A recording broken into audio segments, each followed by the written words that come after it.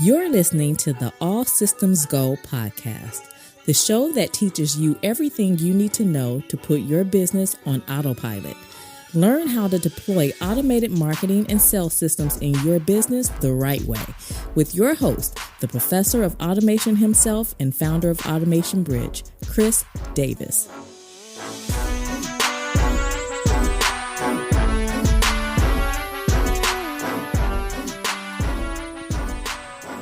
Welcome to the All Systems Go podcast. I'm your host, Chris L. Davis, the founder of Automation Bridge, an online publication for small business marketing automation, where we focus on turning digital marketing professionals into automation service providers.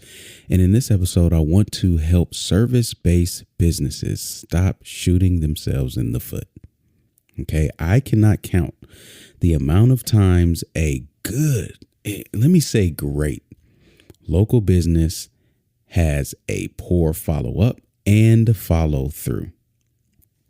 Maybe it's highlighted by being a homeowner, but I tell you, once you find somebody that is really good at their craft, whether it's painting your walls, cutting your grass, helping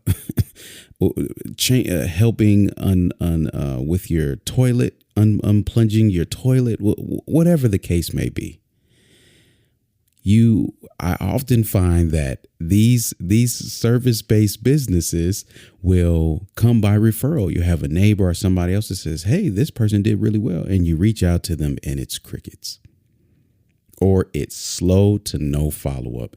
And I hope that this podcast helps just put some basic systems in place with me going through some automation examples to help you to stop doing this and provide the service, your professional service at scale in excellence. This also applies to those online, and I'll get into those of you who have an online presence. All right. So before we get started, if you're new to the podcast, make sure that you listen to this episode in its entirety. And right at the end, be sure to subscribe and share. You'll also be prompted to leave a 5-star rating and review. For those of you who are listeners and have subscribed, please make sure you leave your 5-star rating and review. We are available. The All Systems Go podcast is available in Apple Podcasts, Google Podcasts, and you can subscribe on YouTube. I want to give a shout out to Sparkle Rush, who left a review that says, Chris is the real deal. I've been following Chris for the past 4+ years, and there's nobody better out there to teach this stuff. He's been there and done it, has the battle scars to prove it. This is true. This is true. And knows more than anyone about how systems and marketing automation works. He breaks it down clearly without any BS to simultaneously educate and entertain you. I learned something new in every single episode. Pure gold. Wow. Thank you, Sparkle Rush, for that 5-star rating and review. It is greatly appreciated. And I want to thank you all in advance who are going to take me up on my offer and say, you know what, I'm going to leave a 5-star rating and review for the All Systems Go podcast. Chris is doing amazing work here. And I want as many small business owners and aspiring entrepreneurs to listen to this and learn and prevent themselves from making the mistakes others have made, and more so equip themselves to be successful quicker. All right. So again, thank you all in advance for that. Let's jump right into it. And let me just start out by saying, making money does not equal running a business. Now, running a business encompasses making money, but you can make money without having a business. And this is what I'm witnessing in the service-based businesses is when the performer, the person doing the work, ends up being a terrible operator. Okay, Michael Gerber in his book E-Myth, he calls it the technician and the manager and the entrepreneur. And oftentimes you end up being good at something, whether it's sewing, whether it's cooking, whether it's painting, creating, crafting, whatever the case is. And you say, and somebody tells you, oh, I'll buy that from you, or, hey, you should do that for a business. And you think by selling it, you're in business. No, you're just making money. You may have a business name and you may have a website, but you're just making money until you put some systems in place to ensure the longevity and the scale of that business to provide a consistent service and excellence to an ongoing and ever growing audience. That's the difference between you selling it to your neighbors or just firing up an Etsy store and just crafting and creating things and actually running a business. And specifically, I'm talking about people in your local market. These are local businesses that you go to, whether they be individuals or small service-based businesses. They're great. They're great at what they do if you can catch them. Like, you have to catch them at the best possible time. Otherwise, it's like pulling hair, pulling teeth. And it could be a high price service. You could be willing to pay thousands of dollars for the service, and they simply don't have a streamlined process in place to follow up with everybody that engages with their business. Okay. And a lot of the cases their entire businesses runs through them. Everything is tied to their cell phone, their personal email. They have a @gmail.com account, don't even have their own branded email account, business cards with the Gmail account, right? And if they take a break from their business, so does their revenue. Their revenue is like their shadow. At certain points in the day, you just can't see it. It's just non-existent, right? But wherever they move, so goes their revenue, right? So you would think that just understanding the strain, the stress, the revenue risk, the loss of revenue, right? You would think this would be enough for them to realize, you know what, I got to change. But they don't. They don't. They either overwork themselves or they continue to operate randomly. And that is what I would have to say is the most frustrating, because at that event, it's a choice. There's so many resources out there. There's local resources, whether it's just, your local chamber of commerce or just engaging with other entrepreneurs and business owners online. You have to understand that you are running a business, and a business at minimum during operating hours services every single person that comes through their doors. So when you say, I want to run a business and I want to do it online, you have to understand that your doors are always open now. There's a responsibility that comes with saying, I want to run a business online. It's not all fun and games and, oh my gosh, I can be online, work from home and make money. No, there is a responsibility. You just said, I will keep the doors of my business open 24 hours a day, 7 days a week. And many of you do not have a back-end system to help you stay true to this. Okay. And the goal here, and I'm speaking specifically for service-based businesses, but of course you can apply it across the board. You must follow up with 100% of your leads 100% of the time. I will never stop saying that, because that's the easiest rule to think about. And the minute you go online, that means 100% of your visitors who inquire 100% of the time. Okay, so I'm going to go through just 3 simple automations, and hopefully they will help you understand where to start and what to do. I've done my due diligence and thought through this and removed as much technology and heavy lifting as possible. So there's really no excuse. And if you want to tell me, hey, I don't really understand technology, it just overwhelms me, stop it. It's an excuse. And I'm not going to tolerate it. And I'm not going to allow you say it to yourself, because you're lying to yourself. Not just me. You're lying to yourself. The reality is this. You have a niece or a nephew. You have a cousin. You have a brother, uncle, aunt. You may even have a parent, somebody in your ecosystem, a neighbor, a friend, high school buddy, college buddy, somebody who goes to your local church with you. You are connected with somebody that can help you figure out the technology. So just stop. Okay. And when I say help you figure it out, I don't mean you go and do it the wrong way and say, hey, I tried. No, listen to what I'm telling you, at least on this podcast, and make sure that you either commit to figuring out how to do it or you enlist somebody to do it. We have Fiverr, there's online resources. There's just no excuse. There's no excuse. And especially for what I'm about to outline for you in terms of what you need to do. Okay. So I had to, let me put the hammer down just really quick because I need you to, I just need to disrupt your pattern. You keep disqualifying yourself from things that will allow you to operate your business in excellence. And you're using revenue as an excuse just because you're making money. Okay, well, it's working. Let's just keep doing it. No, you need a business, systemized way to follow up with every person that inquires with your business in a scalable fashion. Okay, the service you offer deserves more people than you currently are serving. If you believe that, I hope you believe that, because I do. All right.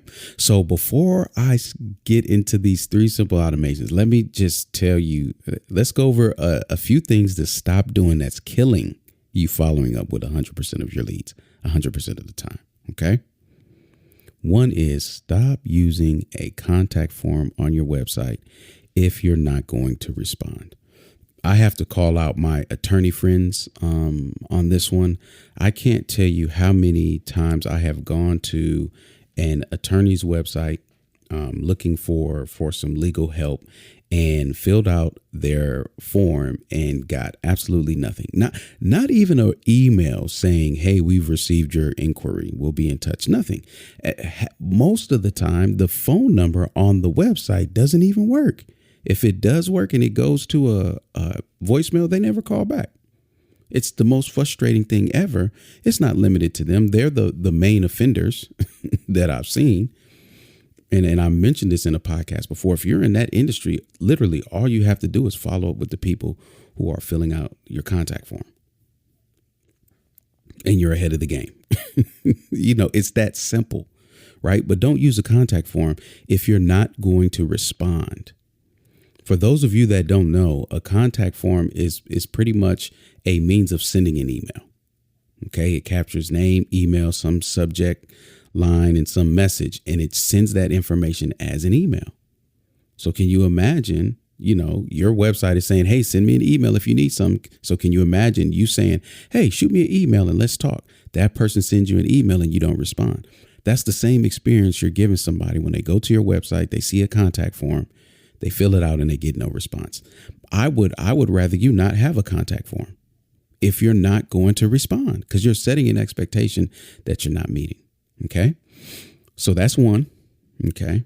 The next is stop putting subscription forms on your site that aren't connected to anything.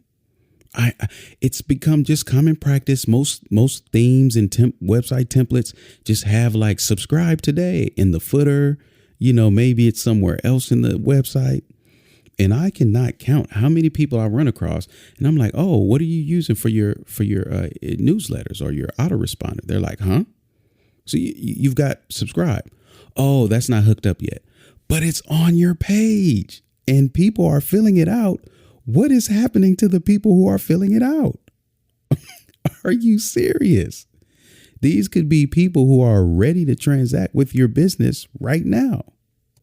And these are the things that really make me hear the struggle, but not believe it. Because a lot of times you're just not doing the basics. Not putting a subscription form on your site. If you built your site or had somebody build it, it's so easy to say, hey, what is that hooked up to? What happens when they fill that out? And if there's nothing there, if it's too overwhelming, just remove it. You can always add it later, but don't put anything that's going to leave somebody, that's going to give somebody the impression that you're going to follow up with them when you're not. You're lying. That's what it is. You're a liar. You're a professional liar. Okay. And you have to stop doing it, because the reason why you're a professional liar is because you're lying 24 hours out of every day by saying, I will contact you back. I will follow up with you if you provide your information. Don't do it. Do not do it. Okay. And then lastly, stop operating without an assistant. At a minimum, there is not a business that I can think of in the world that does not need an assistant. I actually, with COVID and just the insurgence of people going online, some businesses are thriving. Some businesses are barely surviving. But the one thing that I've seen that I would think is in high demand are assistants, virtual assistants. They've got to be booked. Agencies have to be, if they're doing their job right, they have to be booked, because everybody needs some help right now. Everybody needs some help. And as a service provider, there is no way you can operate a business without an assistant. I'm not talking about a administrative assistant that's answering all of your phone calls, has the dedicated phone and is, just online all the time. No, it could be your spouse. It could be your kids. It could be a friend. It could be anything. It could be a freelancer, but somebody to assist you in the operations of your business, because you cannot handle everything. And that's the problem. You're trying to handle everything. Let me submit to you that I believe as if you're a sole operator of your business, which means when I say sole operator, I mean, or sole performer in your business, I mean that you're responsible for rendering the service. That's what I look at as a sole operator or sole performer. Not you're the only one running your business, because that's not realistic. Okay, get that out of your mind. Solopreneur, no, that just means you're the one mainly responsible for the service provider, but you need assistance. Okay. So again, some of you, it may be as simple as your spouse, maybe your kids.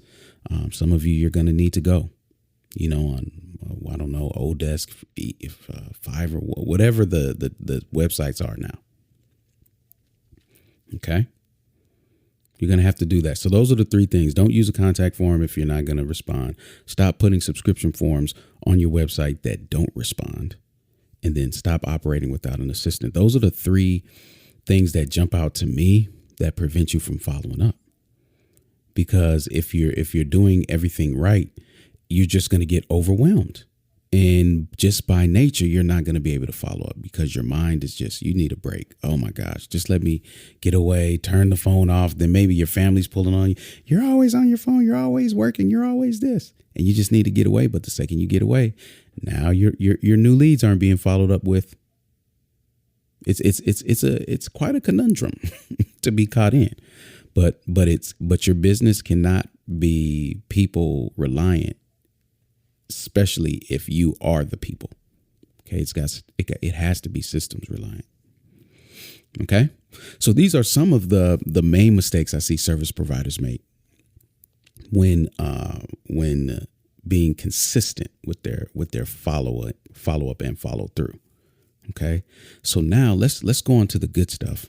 Let's talk about a few simple automations to use in your business. And I'm going to give you three and give you a bonus one at the end. All right. Love bonuses.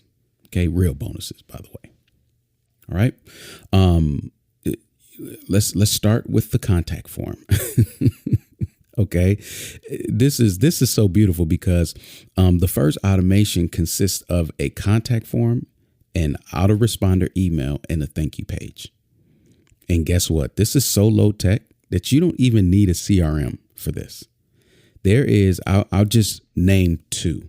Okay. One WordPress base and one non-WordPress base form software that is easy for you to start using right now and start to follow up with everybody. Okay. And these are low cost. One, if you're using WordPress, I recommend Gravity Forms. There just isn't a form builder or a form software that I found that's better. The functionality, the ease of use, the stability, so WordPress, Gravity Forms. If it's non-WordPress, Jot Form. Just keep it simple. Just keep it simple. Either one of those platforms allows you to send an email to the person who just filled out the form. Autoresponder, check. Okay. And each one of those allows you to route somebody to a thank you page. Thank you page, check. Okay. Now, what goes on that thank you page? You know what? Sometimes people do get overwhelmed with thank you pages, but whatever you want them to do next, why did they just fill out the contact form? Their reason, whatever information they need for that should be on the thank you page. So let's use a handyman. We'll use a handyman. I haven't used an example with a handyman in a while. Somebody's coming to the thank you to the website to contact you to come do some work in their house. Okay. So they fill out the form to get in touch. And now there's some messaging right afterwards with whatever you want them to do next. Do you want them to sit tight? Do you want them to move on and actually do something? Whatever that case is, they've already expressed interest in your service, right? So what do you want to tell them to do next? I like to think about it like a conversation. That's really how I look at the internet. It's just one big conversation. Your website is just your representative speaking for you, right? So what would you tell somebody if they were standing right next to you and they say, hey, I'd like for you to come over and help with some things around the house? You say, okay, well, sure. Give me some information. You're collecting, their phone number, where they live, whatnot. And maybe you guys are connecting on scheduling. So if that's the case, then the next thing should be schedule some time. When do you have available? Let me know. Right. Which brings me to my second automation. But let me just say, so that first one was you have a web form on your website. Upon submission, it sends an autoresponder email that says, hey, we've received your information. We'll be in touch with you within the next 24 hours. Here's some information about our business. Right? Like about our business. We've been this, and that. Here are the services that we provide, whatever the case may be. And in fact, you can put that same about our business on the thank you page because you don't want to assume that they know. Right? So when I say low tech, I haven't even introduced a CRM yet. Okay. To store the data right now, the data is being stored in a CSV on your website because that's how, or in the software, I should say, because that's how online submissions are stored. So you don't lose it. It's just not in an actionable database. Okay. So next, we talked about a contact form, autoresponder, email, and thank you page. That's one automation. Okay. The next is scheduling online. We walked right into this one from the previous step. Right? So you could definitely put an online scheduler on the thank you page. And now this is the reason why I like online scheduler is because, one, it gives the person full flexibility to determine the time that works best for them. They feel like they're in control. Okay. Which I like. It's like, okay, I want you to come out on this date. Right. And for service providers, a lot of times when people are scheduling, they don't even frame it like, what date would you like us to come to your house? Right. Or like, what date would you like for us to do XYZ? So if it's a handyman, I'll stick with that just for this podcast. When would you like me to come to your house? And then they're picking a time. Now, it's your availability, but for them, they're like, yeah, this time is when I want you to come. And it's just extremely convenient. You don't have to talk to anybody, right? They can just take care of it themselves. And then you as the business owner, you just get notifications on your phone that there's been a new appointment scheduled. Now, the truth is you're in full control of the time slots that they see. You are. So that's why I said if they feel like they're in control, but honestly, you determine what those time slots are. And I don't want to just limit this to, inbound leads. This is also good for clients. I don't think any service-based business should just be adding appointments to calendars, and sending calendar invites that way. If there are cases for that, but for most of you to be more streamlined, you should be filling out your own scheduling software on behalf of your clients at times. And the reason being is because the software, online scheduling software, will automatically send reminders. It will do it for you. So now, not only have we automated the scheduling part, we've also automated the reminders, even down to SMS. I know Acuity, that's what I use. You can send both email reminders and SMS reminders. So anytime you bypass using that scheduler, you're gonna risk that people will either forget that you're coming, or they would forget they need to show up. Either way. But just imagine this: you're a handyman. You're just out and about. And maybe you got a day job.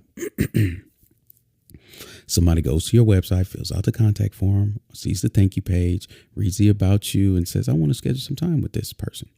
Schedules time on your calendar, and you haven't done anything yet, and they're getting reminders. And they're not just getting reminders, you're getting reminders too, and notifications. And essentially, you just know where you need to show up. Okay? So that's automation number 2. Automation number 3 is using live chat. A lot of people don't know that live chat, depending on the software that you're using, can send responses from your website to your email. And then you can respond to the email and it will go on your website. Okay? As a service-based business, I'm not sitting up here expecting you to have tens of thousands of visitors to your website. If you do, fine, so be it. But at that event, your business is probably much bigger than just getting started, right? But live chat works, and there's so many tools I can't even begin to name them because they're all specific to, what you would need to do, or what you would like to do, or how you would like to operate your business. Some live chat software integrates with Slack. So if you're somebody who uses Slack on the back end of your business, which since you're a service-based business that needs these 3 automations, you're probably not. So delete that. But some will offer video. Some can click on the chat icon on your website and it will play a video. Some route them to resources, right? Some provide a single persona on your webpage, but then routes the chat to particular people on your team.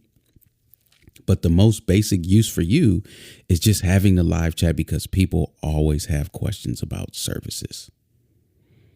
And now, again, you can be out minding your business, even on another job. Get an email.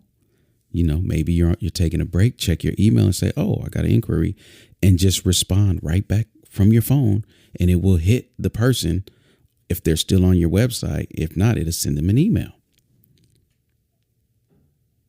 Okay. And most of the time, you can just send them via the chat, send them to your scheduler, to your online scheduler.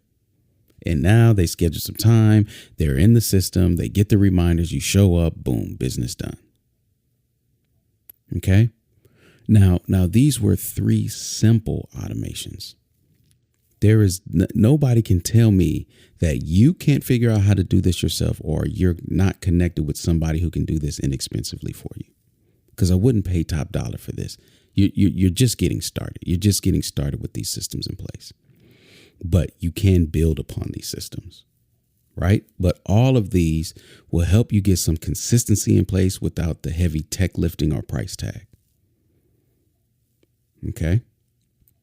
You have to make following up with your leads simple. And every time, so social media becomes a backdoor because a lot of people will start having all of these social media platforms because they want to be like everybody else. And hey, I'm on Instagram, I'm on this, I'm on that, right? Because they think just posting to social media is going to grow your business. Some cases it will, but a lot of cases it's not. It's a ghost town. But you have to understand, leads are coming through there. Now you need somebody manning those social media accounts. Where is the social media account driving people? Okay, make sure that it's driving them to that contact form, because your whole system is set up through that contact form. As you get more mature, perhaps you can add more forms and whatever, but just watch every place that somebody can engage with you and make sure that it is backed by a system. Okay. So that was the basics. I told you I was going to give you a bonus. All right. We're in overtime here. So for those of you looking to turn it up a notch, let's talk about a potential journey for you to think about automating. All right. And we'll start with the web experience. And I'm not even going to mention a lead magnet for this. This again, I'm telling you, this is doable for any service-based business. What I'm walking through on this podcast is doable immediately. Okay. So on your website, the ideal outcome has the scheduler on the thank you page, right? Okay. It has the live chat on the website for any question. And then there's some exit intent pop-up.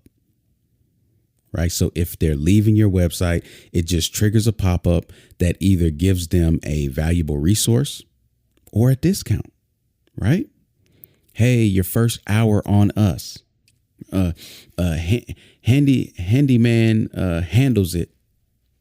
LLC. Hey, first hours on me. Schedule your time now.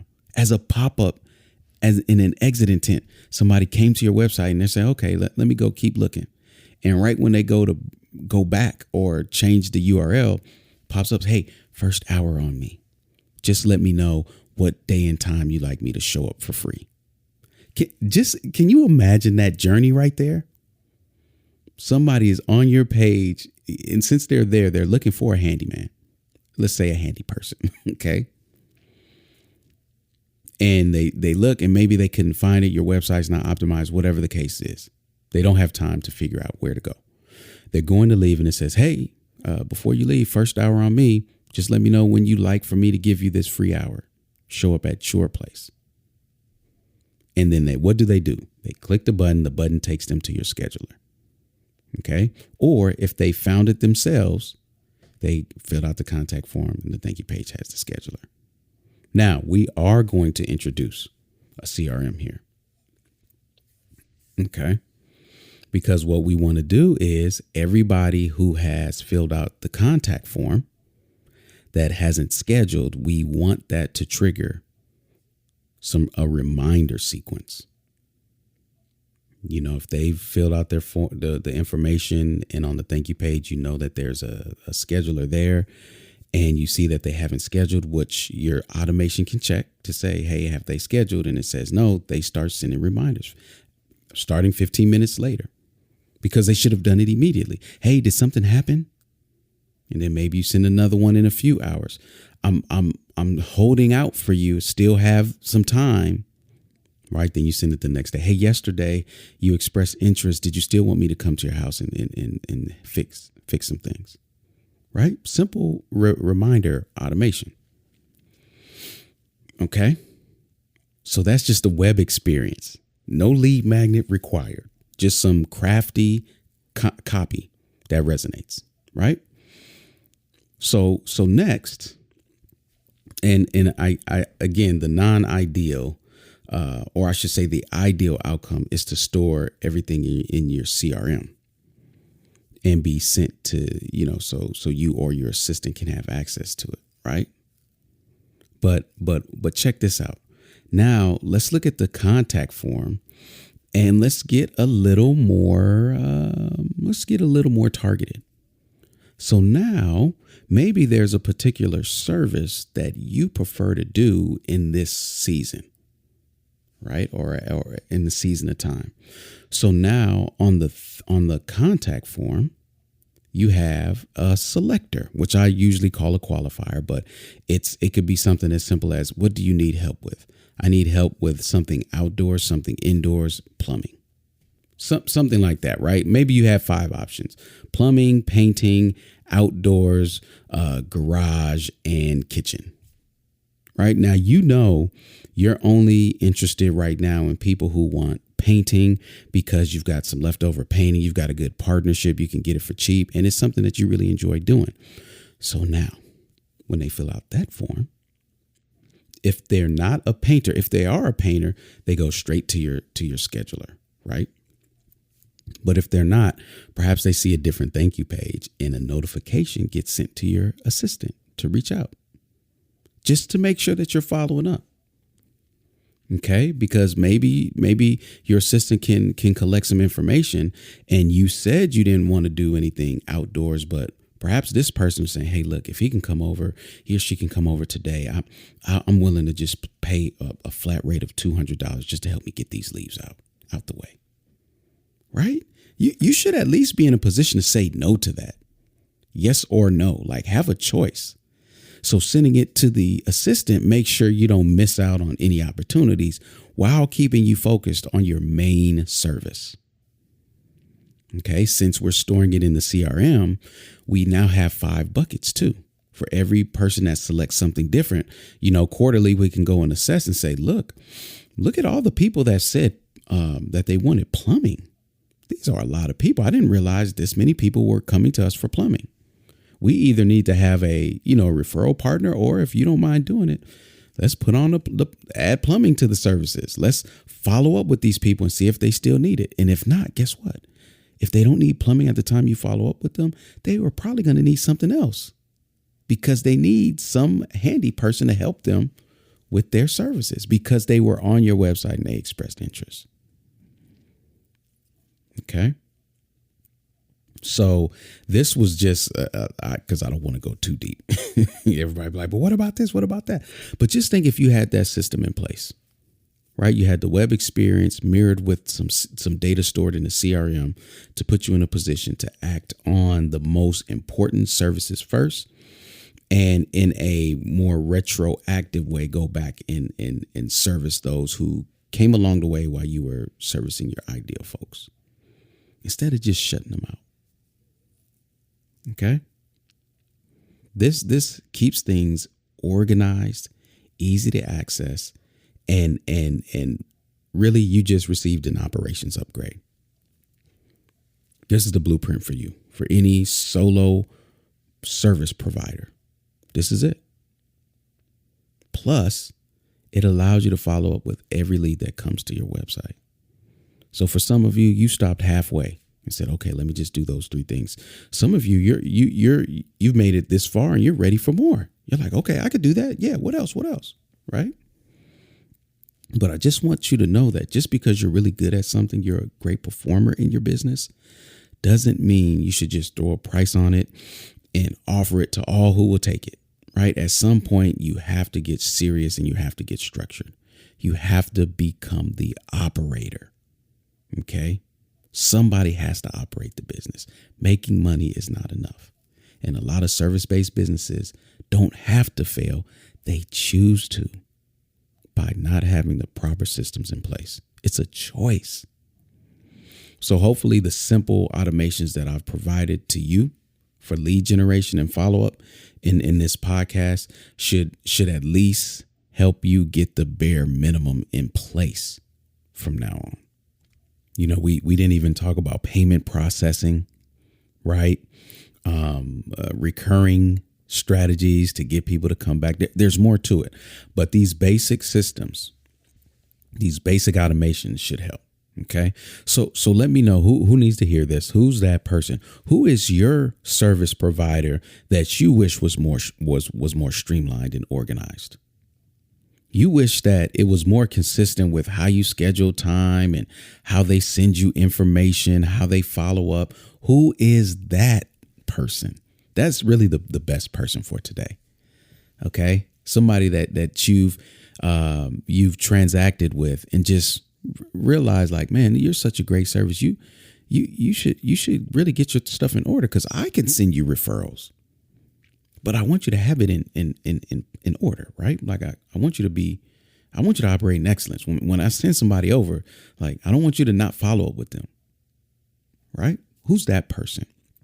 Who's that friend, family member, associate that you know is running a service-based business and they are not following up with 100% of their leads 100% of the times, 100% of the time. Lastly, who is that person that wants to help these service-based businesses do this? Any one of those boxes checked, send them this episode. Okay? So if you found today's episode valuable, please share it. Specifically, we post all of our podcasts on LinkedIn. Please go to LinkedIn, give it a share with some commentary, and make sure now is the time that you leave a 5-star rating and review, especially if this is your first time listening. So you can go and leave your review right now. This podcast will continue to play on your device. And you can type in your 5-star rating and review. Thank you for that. Here at Automation Bridge, we're dedicated to training digital marketing professionals to become automation service providers.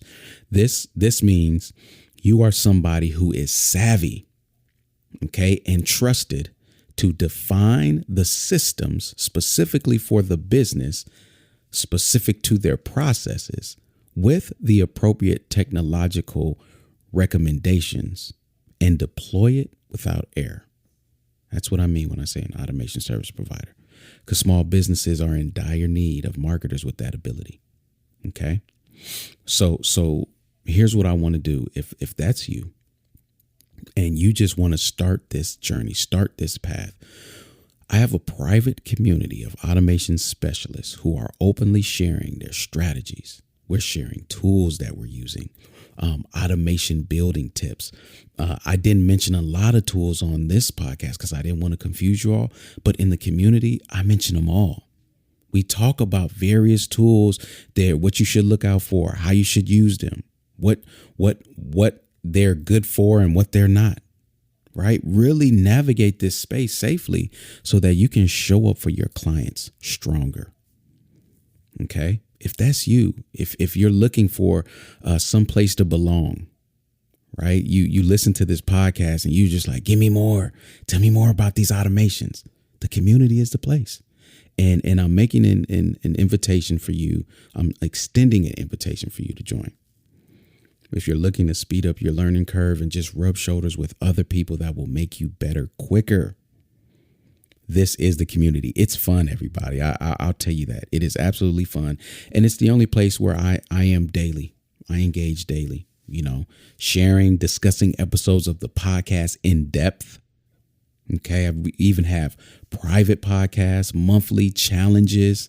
We make learning challenging but fun. Okay. So if you'd like to take me up on my invitation, visit automationbridge.com/join. And you can get access to the community as soon as within a few minutes. If that's what you want to do, I think it would be a great fit for you. Again, if you listen to this and you're like, oh my gosh, I want to help, right? I want to do that. Tell me more. What was that tool again?